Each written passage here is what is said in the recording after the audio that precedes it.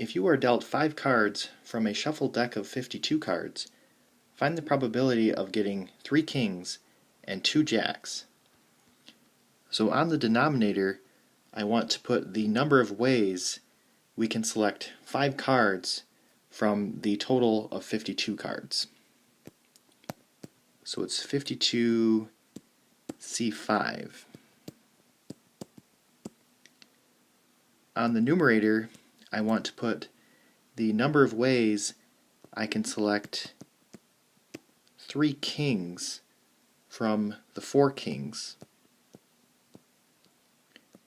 times the number of ways I can select 2 jacks from the total of 4 jacks. So this is going to be 4 times 6 over 2,598,960, which is 24 on the numerator. So this fraction can be reduced, but most calculators won't be able to reduce it. So I will accept this answer or the decimal.